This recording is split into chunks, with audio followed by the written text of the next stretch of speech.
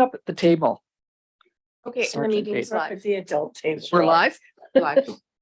Good morning, everyone. Welcome to the Town of Vesuvius Committee of the Whole meeting, June 13th, 2023 at 9 a.m. in council chambers.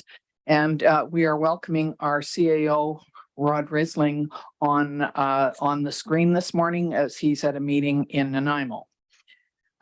So first off is the approval of the agenda and any late items. No, there's not. Thank you very much. Could I have a motion, please? Thank you. Councillor Chong, Councillor King, all in favor. And the adoption of some minutes, that would be the Committee of the Whole minutes of May the 23rd, 2023. Could I have a motion for that, please? Councillor Bennett, Councillor Poderica, all in favor. Thank you. And first off today, we have a delegation, and it would be our Vesuvius RCMP, Sergeant Jason Beta. So Sergeant Beta, please go ahead. Thank you. Do I have to turn on the mic at all? Yes, you do. Is it? It's on. Oh, That's good. it's on. Okay, but you have to speak into it. Thank you. Okay, thank you. Do we have a PowerPoint to set up or? Thank you. Thank you, Your Worship and Council, for having me. Normally I come to speak about the stats. Today I'm here for a different reason. I'm open to answer questions on anything about policing after this as well, though. And I will tell you that the stats are good. So there wasn't a concern that has come up in the last while. So I thought I would touch on something different, and that's a bit of a vision I have right now. I've had for a number of years, and that's to create these boating safety stations in Vesuvius. And so what is a boating safety station? It's really, it came from a visit to Kelowna a number of years ago. When I was walking on the waterfront, and I saw this little station where you can borrow life jackets. And I thought, what a great idea. It's that's something that we need in Vesuvius. So I started researching it online and found that many lakes around Canada and North America have these life jacket and borrowing stations. And I don't want to reinvent the wheel and say this is my idea, but the wheel is always evolving, and I think we can certainly make something better. And so I want to make what I call an all-encompassing boating safety station. So instead of just a life jacket station, I want to improve safety overall on the lake and have a station at the Vesuvius Marina to start, and maybe at the other boat launches, that people, whether they're locals or tourists coming to our lake and putting a boat in the water, they will see the station. They'll have the sign that has a picture of the lake showing the shallow areas, the speed limits, such as under the bridge, and they'll have a QR code that they can scan with their phone that brings up a list of safety equipment that is required on their vessel. We'll also have life jackets there for people to borrow, and we found that there's been concerns of whether these life jackets are going to be returned or not. And from looking at other stations around the areas, it doesn't appear that that's an issue. These life jackets are typically returned, and if they're not, it's because it's simply forgotten. It wasn't. They're not dealing with theft per se. So why do we need it? Well, I've been here for 14 years, and as you know, we've dealt with far too many tragedies on this lake, and one that really touches me, and they all touch me deeply. But one that really started my thought process on how we can do things or make things better on our lake was in 2015 when a young man drowned. His name is Sam. He's from Vancouver, and Sam's story is a little bit different. Sam's a good swimmer, and he was religious about wearing his life jacket. But another person that he met that day really wanted to ride on his jet ski, and over conversation over time, he finally allowed or permitted her onto his jet ski. She couldn't find another life jacket, so he provided his to her. They went out for a ride, and within a few minutes, they hit a large wave. They were both thrown from the jet ski. She was fine. Sam was not. Sam went down and drowned that day. It took us almost 50 days to find Sam, where I was out in the water. I'm involved in that search for a great deal of time. Got to know his family extremely well. In fact, they've given their blessing for me to do this presentation and to use Sam's picture that they provided to me. And they also have the link to the live feed today, so they may be watching right now. But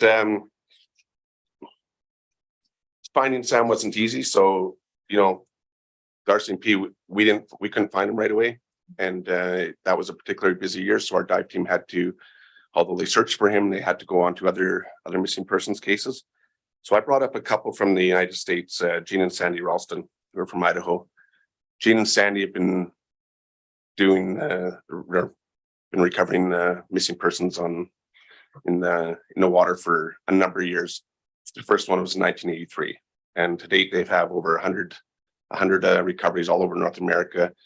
They've got requests all over the world for their services. They're the world's best at what they do. They train in this type of work, or train other persons in how to recover bodies. And they found Sam for us. And so I would like to dedicate the first station to, I would like to call it the Gene and Sandy Ralston Boating Safety Station in memory of Sam Perzada, and have a little bit of a story about Sam and Gene and Sandy Ralston on there, just to get people thinking about, you know, safety on the lake. It's not to talk about the tragedy of you know, Sam's drowning, but it's to talk about saving, you know, what we need to do to save other lives. So there's obviously a cost to this, to building something like this, and there's a need to use town land to put it on. So I've reached out to the Rotary. I've done a much longer extended presentation to them about the entire search for Sam, and they're on board with taking this project on. It sounds like they want to try and do it for next year, but we're going to need a lot more help. We're going to need approval from the town to put the first one on town property, and we're going to need public support, whether it be a concrete company or finisher that can assist with laying a concrete pad. We're going to need some funds to purchase a gazebo, and so I've laid out some costs. You know, a gazebo I've looked at. We have one at our office right now, a nice cedar gazebo that really looks, you know, nice. A 10 by 10 one right now is $1,500, and the 11 by 13 is $2,000. So there's not a big cost there. Signage is always an expensive item, but if we can get a local sign company to maybe donate either some product or their time to assist with that, it's really going to take a community effort to get this done and to keep the cost down. But I think regardless of the cost, I think it's if we can save one life, then that's my goal. So open to any questions. Thank you very much, Sergeant Beta. Go ahead, Councillor Yeah, thank King. you, Madam Mayor. Do you have a preferred location? I see here you kind of looked at down by the marina because there's more traffic there. Is that? Yeah. So the first one that ideally I'd like to have them at all the boat launches, as well, when I say all the boat launches, the main one. So the town marina. Yeah. Sawas Provincial Park, the launch there, and in Kamip. So those are ones that I'll talk to the Osoyoos Indian Band about. But the first one that I want to get up and running and see how it goes is the one at the Osoyoos Town Marina. So Thank you. I think that's the most visible place. Can I ask, you're thinking this is a permanent structure that would sort of stay all year, but presumably only have the life jackets on it when the marina is open. So it's open about 5 or 6 months. Does that make sense? Exactly. And then all that stuff would then be stored until the next year when the marina opens. Correct. Is that the idea? Yeah. So Okay. I mean, there could be an option to either have whoever has a contract down to marina to run the building down there, the rental building, perhaps they could store the life jackets in there and put them out in the morning and take them back, take them out at night, or we have someone else champion that, whether it's the town or Rotary or someone else that takes care of that. But it's going to need an ongoing effort to make sure it's maintained. Mhm. The new life jackets are purchased either each year or as needed. And yeah, so it's something I can't take, obviously I'm a busy person, I can't take that on, but that's why I'm here, and that's why I've gone to Rotary and other places. I want help with this. So Go ahead, Councillor Thank you, Bennett. Madam Mayor. Maybe the Penticton Yacht or the Soyuz Yacht Club as well. There's quite a few members there, and it's right next door. Yeah. They might be able to help in that. yeah, Wow. we're looking for help from anyone. Like I say, this is going to be a community effort to get this put out there. And the fact that that life jackets, when they're returned and so on, need to be checked to make sure that they're still good, and the expiry date. I don't know how long expiry dates are on those. But you know, that would have to be done. So would have to have somebody kind of taking charge to make sure that these kinds of things, the checklist of things that were done, for Correct. sure. And you've obviously got Rotary on board. Rotary volunteers for many things in this town, so I'm not surprised that they volunteered to help you with this. Yeah, I'm very thankful for that. So, Yeah. It seems, does anybody else have any questions or concerns? I'm just wondering, Mr. Risling, whether we could ask town staff to work with Sergeant Beta and look at what are the concerns here? How could this happen, and get more information from Sergeant Beta? Would that be acceptable, Mr. Risling? Yes, Your Worship. I think there's, as Sergeant Beta indicated, I think there's a lot of logistics we'd have to work out.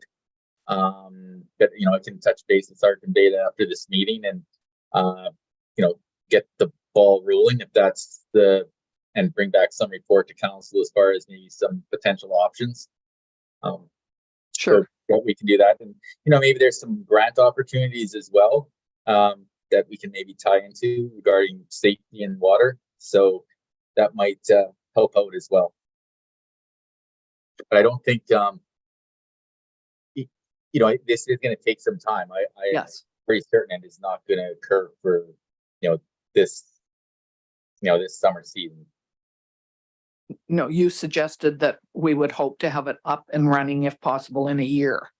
Does that make sense? That's what Sergeant Beta is recommending. Okay. So there Sorry, is some time to do it. yeah, the Rotary. I mean, the Rotary isn't 100% confirmed on this. No. They indicated they liked the idea, and if it's something they take on, we'd be looking at next summer. Good. So I'm thinking if we left it with town staff, they could come up with sort of a list of questions, some things that they would need to sort out, and with your help, they could get the ball rolling. And so there is not a rush to get it done this month. That's what I'm meaning. Mr. Risling, I know that we've got lots of other things on the go. So absolutely. Well, thank you very much. Thank you. And did anybody have any questions of Sergeant Beta on the report that you did for RDOS, which was very helpful? And can you just give us a quick overview of what the positives are right now? Yeah. So, when we get into the stats, so right now I have the first quarter stats. We haven't received our second quarter stats, but should be getting those any day now. So the first quarter, basically what we had, or our primary crime in town, was theft of catalytic converters. Mhm. And that was a time in March where it appears that although we have one local person that we know is involved in some of those, and that we're working on that, we do believe through our analyst looking at all the files that there was some traveling criminals that were coming through. They hit our neighboring communities, a day before us, then hit us, and continued on. And so those are tough crimes to really stop. Catalytic converters are the material in them is worth a lot of money. Mhm. Our regional office out of Penticton has done a great job in liaising with the metal recycling companies in the Okanagan here, and we know that none of them are taking these items. We don't know where they're going back to. We believe the Lower Mainland somewhere. The only suggestion I have for protecting yourself from this is seeing if maybe there's an auto body shop or something that can put some type of almost like a skid plate under your vehicle that that blocks or protects that catalytic converter from easy theft. Because these folks are going in there with sawzalls or cutting tools and having those off within 30 seconds, and they're doing it during the day or night. So if they get under a vehicle and that catalytic converter isn't easily seen or accessed, that's going to save yourself from a theft. But again, there's a cost to it, right? There's a cost to having that installed. So it's a tough one, and it's not just here. It's absolutely everywhere that this is going on right now, and we're not the only ones working on trying to solve this. So, but yeah, property crime remains our number one crime. It's not high by any means. It's just the thefts of opportunity. Other than that, violent crime is considerably low compared to other places, and on par with how it normally is here. So quite pleased with how the stats are right now. Good. Are we ready for the summer? Because we, of course, have more people here. Normally June, July, and August Yeah, so I have more officers coming in to work the July long weekend. Good. Coming in from other areas. I'm also looking at hiring BC sheriffs again this year for July 1st to assist us down at the fireworks. So I think we're prepared and ready for an exciting long weekend and for a lot of people to come to town and enjoy our area. Thank you very much. Anybody have anything else? No. Well, go ahead, Mr. Risling, go ahead. Thank you, Your Worship. Yeah, I just want to thank Sergeant Bate and his team. They do a great job when we touch base with them. And as he's indicated, nobody likes crime in our community, and we're fairly fortunate from that perspective compared to a lot of others. But I just wanted to highlight this point. But maybe some negative news. Last night, one of our vehicles was vandalized, and I thought I'd just bring it up now because people wanted to hear Sergeant Beta. They could hear our incident as well. And unfortunately, one of our work trucks was spray painted last night, and it was sitting on Cottonwood. So if anybody saw any suspicious activity along Cottonwood, they certainly were at the vehicle for an extended period of time, because I think they spray painted every single piece of the vehicle. And so I thought I'd just bring that up in case any citizens saw that. And I think Sergeant Beta would agree that the police do a great job, but it's also up to each of us living in the community to keep an eye open for suspicious activity to help his team deal with these issues when they do occur. So I just bring that up. Now, again, that was along Cottonwood. So thank you. Thank you. And I'm sorry to hear that. Yeah, and I'll just touch briefly on that. If it's unfortunate that if someone, when we don't know what the reason is for someone spray painting a town vehicle, if they're upset with the town or whatever, but if they are upset with the town, really by spray painting a town vehicle, now you're costing the taxpayers even more money. Mhm. This is you're not doing any favors for anyone, any of your local citizens. You're affecting everyone. So yeah, that's truly unfortunate. Yes, it is. Okay, well, thank you very much, Sergeant Beta, for taking time out of your day. And I'm assuming that you may be coming to the meeting on Friday, the Cherry Fiesta meeting. Has Sergeant Beta been invited to that? Good. I have been. Okay. I've rejig my schedule a little bit, so I'll be there for sure. Thank you, because we certainly want to make sure that everything is done safely and according to, the rules. So thanks very much. Well, thank you for Thank having you me. for coming today. We'll Yeah. look into this. I like that undercover look. Be in touch. I knew it's Santa Claus. Santa Claus? He's ignoring it. Okay, so we're going to go on to our staff reports, and Ms. McKay has a report for us and some information on mixed housing strategy. Go ahead. Thank you, Mayor McCordoff, and thanks for the opportunity to be here today. to talk about this important subject. So you'll recall that during the strategic planning process, council identified they wanted to have more information about a mixed housing strategy. And I thought the best place to start is, well, what is a mixed housing strategy? So basically, of course, the housing strategy outlines, how local government is going to respond. Next, please, Amy. No problem. To its community's unique housing needs, which is why it's important that each community look at their own housing needs through the lens that reflects what is actually happening in our community. So of course, it usually addresses a range of housing options. And it sometimes includes actions to support social housing or targets for creating or preserving affordable housing. So following in 2009, of course, the town did retain city spaces and did prepare an affordable housing strategy.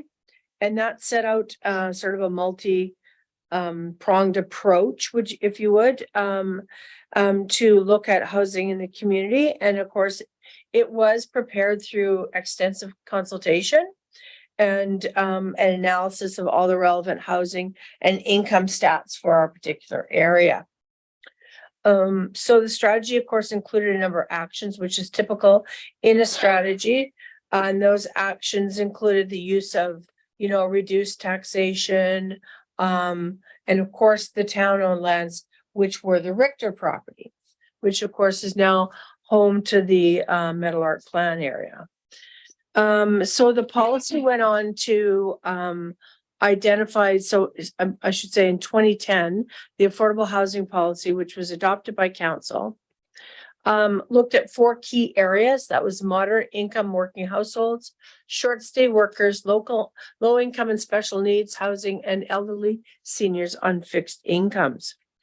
So then the affordable housing policy actually identified specific initiatives.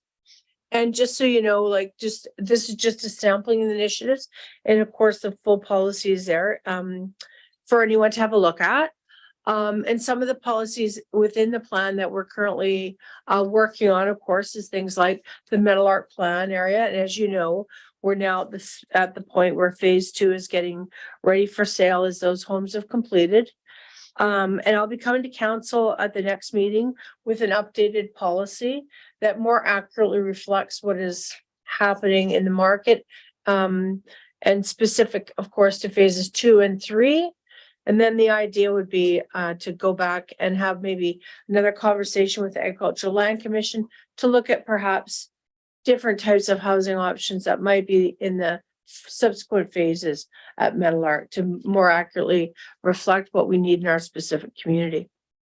So some of the other items that are in the affordable housing policy are things like securing long-term rentals, of course, options for new residential buildings, and council will recall that you have adopted zoning bylaws to zoning amendments to incorporate things like the 40-unit housing building on 89th, which will be coming to us soon, coming out of the ground soon. So also some of the initiatives have also been, other initiatives have also been implemented. Of course, right now we're reviewing our zoning bylaw, which is giving us an opportunity to look at accessory dwelling units beyond secondary suites. So I'm just going to touch briefly on the near market housing program. And of course, that was designed to help address, and only because it's in our, go to the next one. Thanks, Amy. It is kind of a current situation that we have. They were, of course, pre-identified in the OCP, and a lot of the information I put in this particular report is in advance of our updated policy, which will be coming to your next meeting to just get you more familiar with the program. Of course, we were successful in obtaining approval from the Agricultural Land Commission. So for the first phase, that was done on town-owned property. And now, of course, we're relying on the developers as part to help us implement the plan. So we'll be doing that for phases 2 and 3. And as I mentioned, we'll probably be looking at perhaps an amendment to our agreement with the Agricultural Land Commission, which could more accurately reflect our needs. So there are a number of housing programs and funding opportunities available to the community. Some of them are ongoing and some of them, of course, are one-offs. So the two primary areas that we look for housing is CMHC, the Canadian Mortgage and Housing Corporation, and of course, BC Housing. And if you go on to the website, Canadian Mortgage Housing Corporation currently has what we call the Housing Accelerator Fund, which I'm going to speak a little bit more about. And then if you get a chance to go on the website, the BC Housing website has what they call the Housing Hub. So for the BC Housing, for the Housing Innovation Fund, which is part of CMHC, this is if you're looking at like a large scale development property, such that as the one that's located up at the industrial park, larger scale developments, mixed housing developments that could implement a lot of innovative things like solar power, all good planning practices, green infrastructure, all that kind of stuff, that would be eligible for funding through the BC Housing Innovation, or the CMHC Housing Innovation Fund. So BC Housing, again, with the Housing Hub, you'll see that there's 3 particular categories. They look at housing for households with middle incomes. So having an average annual income qualifying for units is basically about $99,000 a year, which is obviously 2 persons working, especially in our community. Affordable renting, and then of course, nonprofits and private developers. So what this is looking specifically at, and why I put a yellow star on this, is this provides an opportunity for us to basically partner with either a not-for-profit or a private developer, either on our own land, our town-owned lands, or perhaps if a developer is looking to do something of this nature on their own property, they could access the Housing Hub. So go ahead, Amy. Thanks so much. So the Housing Accelerator Fund, which is quite exciting, provides incentive funding or contributions to local governments which want to encourage initiatives that kind of remove barriers to housing. The interesting thing about the Housing Accelerator Fund, which is of course offered through CMHC, is it isn't restricted to building housing. It also builds things like infrastructure to support housing. So basically the process for this Housing Accelerator Fund is you have to first develop an action plan. So you see that in the slide here, I've identified here number 3, which is the action plan item. Preparation of an action plan demonstrates to the federal government that with contribution from the Housing Accelerator Fund, you will be able to increase your housing supply over what you anticipate being built. So let's just say, for example, we anticipate 300 housing units being built in 3 years. But if we were to get money from the federal government, say for infrastructure, we could increase that 300 to 500. We would then be eligible for financing for the lift, right? So basically they would help support the infrastructure, building of the infrastructure, plus they give you an amount per door that you have been able to increase the number of housing that would be anticipated to be built. So unfortunately, one of the challenges with it is you do have to complete the action plan, which we'll talk a little bit more because there is obviously a cost to complete an action plan. We don't have the resources to do that in-house. And one of the reasons we don't have the resources to do houses, because as soon as they open up the program, which is not yet opened, you'll have 45 days to submit your action plan. Yes, Do that's we- why I'm pausing. I think there'll be some Okay, questions. Good, go ahead. Thank you. Do we know the criteria which this application needs to be done by? Thank you very much, Councillor Chong, through the chair. That's a very good question. So what they're going to ask you is they're going to ask you to describe the project, demonstrate how it will contribute to that increased number of homes in the community. And then also supporting documentation to go along with your action plan that demonstrates that the community is forward thinking in helping to provide housing in our community. So there's a couple of key elements that we're successful already. The first is that our official community plan was adopted on April 12th, 2022.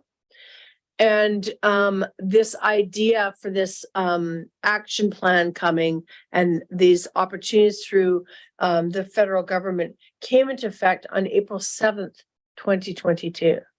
So any bylaws, plans, or any initiatives that were put in play or adopted after April 7th of 2022 can be used to support your proposal.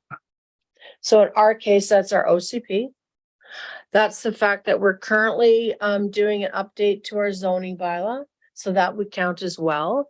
And as part of that process, we've already engaged with the public about things like accessory dwelling units on single family lots. So we're already in a good position policy wise. We could also demonstrate that we've recently updated our policy for the Metal Art plan to more accurately reflect what is happening in our economy. So we're kind of in good shape on the policy end of things, pardon me, on the policy side of things. We would just have to identify the specific projects that would meet the criteria. So the full set of criteria, of course, has not been all outlined because that's what they do. They give you a little teaser. We do have a pretty good sense of what's going to happen. They will be announcing it in July. And by all intents and purposes, the word on the planning street is that it'll be September that we'll be looking to have our action plan submitted by. And we can circle back to that. I'm sorry. Go ahead, Councillor Bennett. Thank you, Madam Mayor. Ms. McKay, the announcement now, they just come out with the government about where you can put like 2 or 3 houses in one lot, like in Vancouver, Burnaby. I just talked to some people last night and they were quite excited. Is this going to affect this kind of stuff where all of a sudden there's going to be 10,000 applications where people are going to be trying to put carriage houses and different houses on their lots? And is that going to affect up here? Is that mainly just the city? That's a really good question, Councillor Bennett. So I did attend the housing summit, UBCM Housing Summit in Vancouver, and this question was brought up by a number of attendees, and most recently at our planning conference here in British Columbia. The intent, of course, is to increase housing and provide more densification throughout the province. They do recognize, however, that each community is going to be different and each community is going to have to implement that strategy or that idea in their own communities under their own specific criteria. So for us right now, as part of our zoning bylaw update, you're well aware that we are looking at accessory dwelling units in the form of carriage homes, cottages, or perhaps even 2 suites in some homes. Criteria that we have to look at and be really cognizant of here is the same things that come up time and time again. For example, the parking, our ability to service additional housing units, taxation on those additional housing units. So for example, we charge double utilities for someone that has a suite. So we then charge triple utilities if they have a carriage house and a suite. These will be a number of questions that will have to come forward to council with before we implement those additional housing units. But we are already having the conversation with council and the community. Thank you. And one of the things I'm just going to point out that I think it was Dan Ashton was speaking at I think RDOS at something recently. And he said, one of the big things we need to look at in smaller communities is the infrastructure. So, you know, if you're going to do that, then you have to look at your water and sewer and your lights and parking. And do you have back lanes so that emergency vehicles can get in and out if you add a different one? So it then you have to really look at your own community and decide how would that work. And it isn't. And it doesn't work well for everybody, and it would obviously be, in some cases, more accessible and better able to be done than others. So, Mhm. yeah. Thank you, Mayor McCorduff. That's a very good point. And as we're again all well aware, we are looking at our challenges associated with Mhm. infrastructure at the So asking me to move on to the next slide. Mhm. So I thought what would be helpful is if we look at our specific town-owned properties and have a little discussion, because of course this does come up from time to time about specific properties, and we have had previous conversation about possible opportunities. So the first one that I want to talk about is one that's up at Strawberry Creek Road, and you may or may not be aware of this, but the town does own a substantial piece of property. The red outline here indicates an area that has been previously surveyed and is now identified as a possible future industrial area in our fish community plan. But the greater area up there would provide an opportunity for a large scale mixed housing development. This is, again, you'll see this where I say long-term planning exercise. This would have to be a long-term planning exercise. This does not provide an opportunity for solutions that we need right now in our community, or at least in the next few years. But it is something to keep in mind as we look at housing in our community.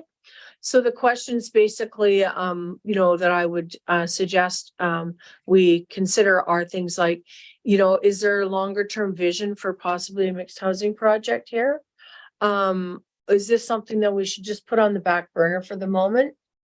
And then, of course, it does, just so you're aware, I'm sure you can realize this, it would include, we would have to extend services and improve the road, et cetera, to this particular area. Of course, that would happen regardless if we were going to use it for a housing project or for a future industrial lands. Mhm. So this is just something to keep on the back burner. Again, if you have any questions about that property Nope. Okay. So the next property we're going to look at is one of the properties that are called the Palms properties. These are the properties that were gifted to the town. Of course, the first one is the smaller of the two sites, and this is the one that's accessed off of Maple Drive. It is about 1/2 an acre in size. It does have the potential for a 3 to 4 story apartment building. It would likely have to have under-building parking, so that would necessitate that the first floor be a suspended slab like type of construction, which is of course more expensive. But it does have some competing interests for other uses in our community. So for the moment, should we think about retaining this property for possible housing or other public uses, or maybe look at it as an option in the future? I would think that would probably might fit into the future category. We're good with that. And the next property that we're going to have a quick look at is a larger property that we again call it the Palms properties. And this is the one that's accessed off of Poplar. So in your report, you'll see the blue tab here. Many people may not know that's actually dedicated road. It's not another lot that fits in there. So that is the primary access to the property. There would be pedestrian and possibly emergency service access at the front of the property, but the main access and priority would be, of course, through Poplar. The property is almost 1.5 acres in size. I have had previous conversation with BC Housing about this particular property, and they do see it as being a good opportunity for a BC Housing project. Again, if we are going to look at a BC Housing project on this particular property, we would probably partner with a not-for-profit. And that could be somebody like the Desert Sun Counseling. It could also be like the Astuce Housing Society, as long as it's a not-for-profit. The benefit of a group like Desert Sun Counseling is that they already manage BC housing projects in Oliver. And from the BC housing perspective, that goes a long way when you're applying for funding. So this is certainly something to look at. So the questions that we would have here are, would we like to consider this as a first choice for a BC housing project? Would you like to determine if it's feasible for maybe a mixed housing project? Because it does have some prime real estate, particularly at the front or the north end of the property facing the lake. Some higher units there would obviously have some fantastic views and be fairly prime pieces of property. Again, something like this, we could also look to a request for quotations to work with the developer on a mixed housing project, just to get it out there to see what kind of quotes we got back. Any questions? No, but I would, are you gonna go through the next one first? 'Cause Yeah, then I- sure. Yeah, Yeah. sure. Go And ahead. then the next parcel is, of course, one that's right downtown here. It could possibly support an apartment building of 3 to 4 floors. And this is the one that's in behind the museum. We could possibly get in 18 to 20 units. Of course, we're also using that property for in the interim, or at least for until we find a more longer term solution for visitor parking to our community, including people that come with a boat trailer on their vehicle and just want to access the downtown for a bit, or are in a recreational vehicle. So I know there's been some conversation about this property, and it may actually be used in the interim, at least retained for parking in the downtown area. So those are kind of the properties that I just sort of wanted to bring to your attention. And I do have a number of options and some discussion points for council as well. But does anybody have any questions about those specific properties? Go ahead, Councillor thank you, Madam King Mayor. first. Just yeah. on this last piece on 78, could this also be partnered through BC Housing and a nonprofit? Yes.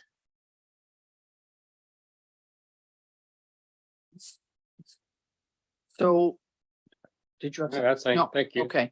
I'm a little concerned about having the 610 Maple Drive property included in this, because I do know that there was that the town has been drilling for a well there. I don't know how successful it was. I don't think we've had a report back. But we definitely, if we're going to increase the number of homes in the area, we need to absolutely look at the amount of water that we have available. And we at some point, we're hoping to have a water treatment plant, and I'm not sure where that would go, but I thought that might be one of the options if we were to do it. So to me, that piece of property is it would be lowest on the list for me. And then the other one was the 2 pieces of property behind the museum. I think at a meeting fairly recently, we kind of said, yes, let's move forward on that one. Yeah. And so I know that right now it is being used for trailers and for boats and that type of thing, because we lost the other property that we had. But I think that being downtown and being walkable to everything is, to me, that's a good one. That is definitely one of the ones that I think we should highlight. And I think we let everybody give their own 2 bits worth on that. And can I just go back to something I'd highlighted on page 13 of your committee report, not the one that Okay. you had up here. And you've said that the Agricultural Land Commission was applicable to the phases of Meadowlark. And since 2010 was before any of us were around on council, it was starting in the plan. It took a while to get it going. But this type of, and I'm quoting you, this type of program is most likely not a viable option to consider moving forward.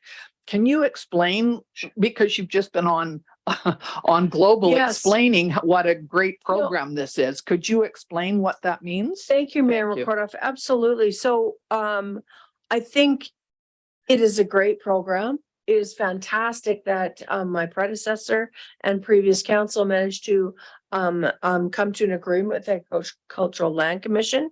And I'm hopeful that agreement will stay in place, and I don't see any reason it wouldn't. But with the cost of construction now and the cost of land, and the requirement to have 15% of the units at 15% below market value, it's not necessarily an affordable option. And I guess that's what I'm suggesting is I think at this particular juncture, for example, we have 14 people on the list for the homes that are in the phase 2. Most of them have been on the list for 2 years. So they've been waiting. Doesn't provide a massive number of homes all at once. It is limited, and it's limited to, for sale properties. When possibly should be looking for more rental opportunities on the south part of Meadowlark Plan area. That particular area to the south is actually not far from the high school. It's got a closer, easier access down 62nd down to the elementary school as well. So that might provide an opportunity for different types of housing for families. I mean, it's still a good program the way it is, but even when the phase 2 and phase 3 came into council, we are in a much different market condition than we are by the time it got through, not just through our process, but you have to remember that during the process of rezoning, after third reading, we have to then go to the Agricultural Land Commission with the proposal. And then they'll advise us what changes they want us to make. And it's a very long process for great homes, but a limited number. Great, thank you. Councillor Chong. Thank you. I tend to agree. I think rental units are probably going to be a better focus. Because my understanding of the program, and correct me if I'm wrong, 15% below market value. You have to stay in the housing unit for at least 5 years before resale. That's correct. Yes. And you have to make below a certain amount in terms of total income. The median income, yes. So it's when I first heard about this project, my first thought was, well, if you own your own business, you can artificially deflate your median income, which would then qualify you for this program, which basically gives you a 15% discount on a property, and really you have to stay in it for 5 years. So in my head, it's not the most effective way to solve our housing demands, whereas with rentals, it checks more boxes. But so with phase 2 having been approved by the ALC on the basis that this program will be implemented, I'm assuming there's no way to change that then. No, not for phase 2 or phase 3. Because the developers got their zoning, et cetera, approved here and through the ALC on the basis that they met the parameters of the current program. The one challenge I would put out there, which will be for the subsequent phases, is going to be the fact that we will probably have to look at a contribution from the town in order to have a reduced rents for those homes, because as we all know, there's either market housing or there's subsidized housing. Yeah. So for the first phase, the economic times are a little bit different here, and the homes came in at a lower value. Yeah. And so for now, for these homes that are in phase 2 and subsequently phase 3, it's going to be more of a challenge. Actually, even in phase 1, what they thought the homes were going to sell for was low. And so when they were built, it went up a little higher. So that's why it was Mhm. originally called affordable housing. And we decided that that Mhm. wasn't a very good Oh. description. So it changed to near market. But even the first time it was done, by the time they were built, they cost more than we ever expected. Thank you, Mayor McCarthy. And just so we all know, in phase 3, there's actually 4 rental units and 1 single family home. So we do recognize that so as part of that discussions with the developer and council approval Mhm. of phase 3, that included 4 rental units. So it's two duplexes, so 4 units level entry. So that provides for a different opportunity. So for phase 2 and phase 3, can we amend the program so we can, because what's gonna stop, let's say, for just an example, a retired couple that can then deflate their median income to qualify for the program. Right. So I'll just give you an example. For phase 2, the list has been standing for a couple of years Mhm. for many people. And I can assure you that the first 8 persons on that list are younger couples median income, which is actually what's in the program. It says younger families and basically that's what it speaks to. Okay. Phase 3, again, that opportunity for the level entry rentals, that would be more conducive to persons, elderly persons, or persons with mobility challenges. I just want to ensure that the program is targeting the correct demographic and that we're doing the job that we want to do. Go ahead, Councillor King. Yeah, thank you, Madam Mayor. I'd just go back to your presentation. Some of that other stuff's all in place and it's pretty hard to change as you've quoted. I support what the mayor said about 78th, getting our feet wet on a smaller project first. I don't know, it's zoned high density already. So I'd really like to see us move forward with the 78th property. If we're going to move forward, it kind of as a partnership with a nonprofit and a developer, if there's someone out there that's interested. Before we kind of jump into a major project as a first go around. And I was looking back at the National Housing Accelerator Fund, 4 Correct. billion. And what surprised me was that it can be used to support implementation of a housing strategy, including drinking water infrastructure, public transit, sidewalks, lighting, and bicycle lanes. So those, I think, are all really important additions to which allows you to use this fund a little more effectively. So that's one of the options that you had at the end, right? But it would need to have the action plan first. Is that what I'm reading into that the pay for somebody to do an action plan before we could apply for that? That is correct, Mayor McCordoff. So we have requested that council committee consider making a recommendation to council on the $20,000. At this particular time, they haven't announced the program formally, which we anticipate will happen, say, within the next 3 to 4 weeks at the most. And then we would again have that 45 days to complete the action plan. I have spoken to 3 different organizations that prepare these, and that I'll in anticipation. And of course, there's been other persons and organizations, consulting groups that prepare these have reached out as well, because this is a cross Canada program. So there's a lot of consultants out there that recognize that there could be an opportunity there. For they could do it in that short a time? Yes. Let's say no. That's Yes, pretty I got it. fast work in the middle of summer. Yeah, Yeah. thank you, Mayor McCarthy. That's a good question. Yes, they can. I mean, we would be doing some work as well. I mean, myself and my staff, Yes. of course, in the department, to help support that process. Yeah, go ahead, Councillor Thank you, Bennett. Madam Mayor. Ms. McKay, when we talk about the rental housing on, let's say if we did rush this development next door, does it become, if it becomes through Desert Sun, is it subsidized? Is it affordable rentals or is it just high-end rentals again?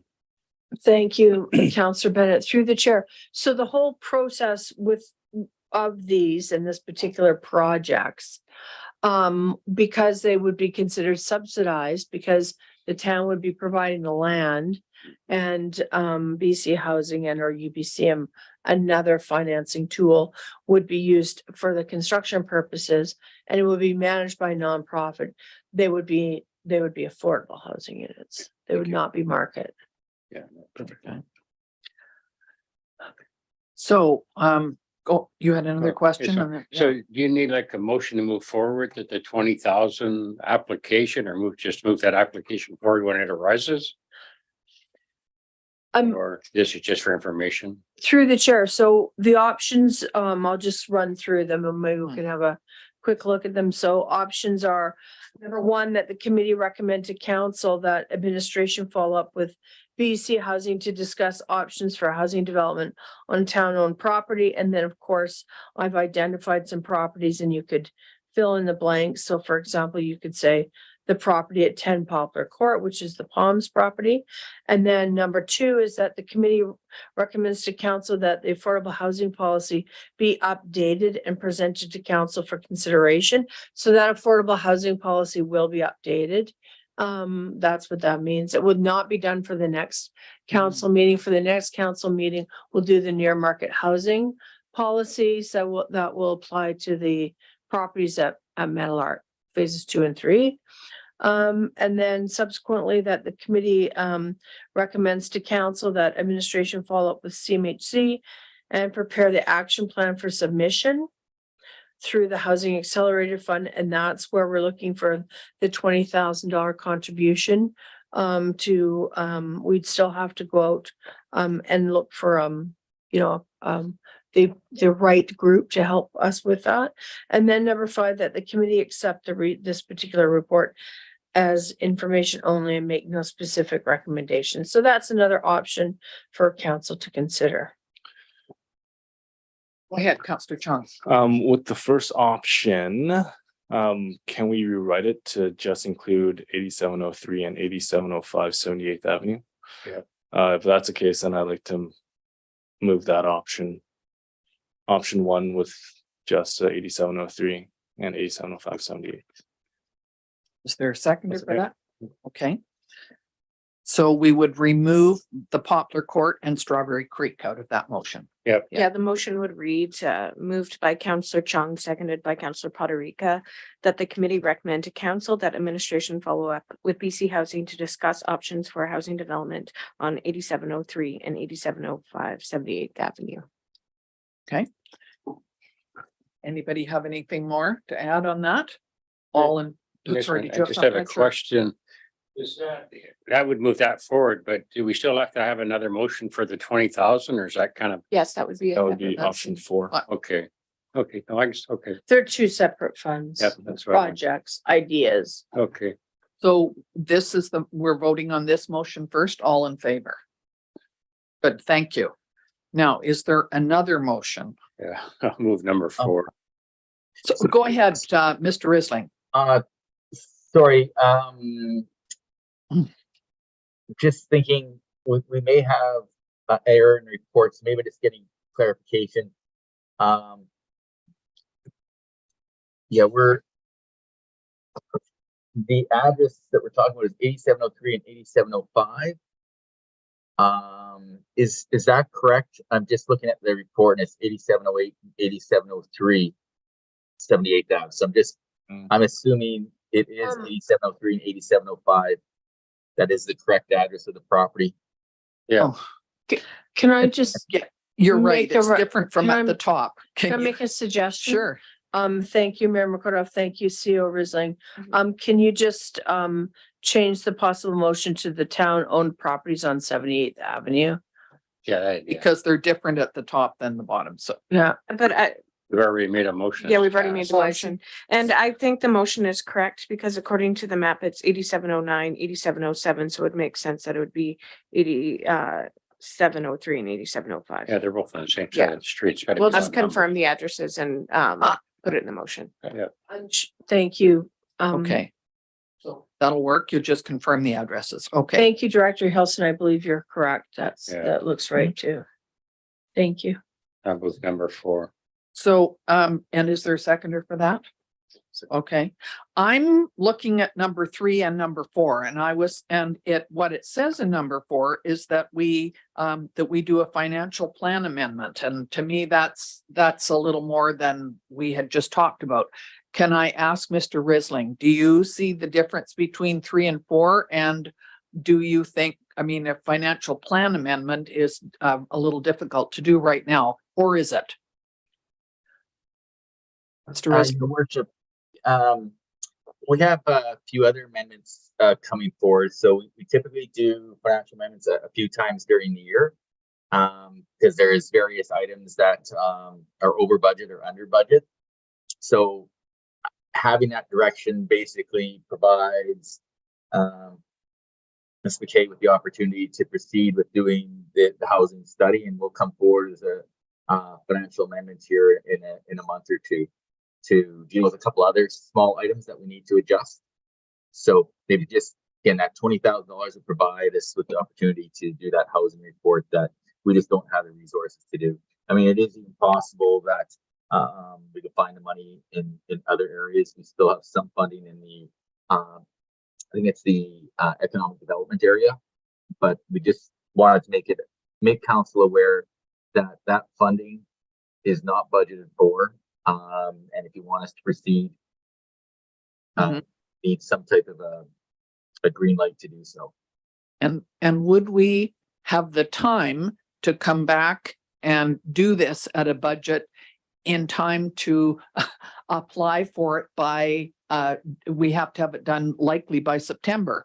Like, first of all, we'd have to okay that we find the 20,000, then we would have to, get somebody to do a report for us and send it in 45 days. I'm just wondering if that time frame is a little tight.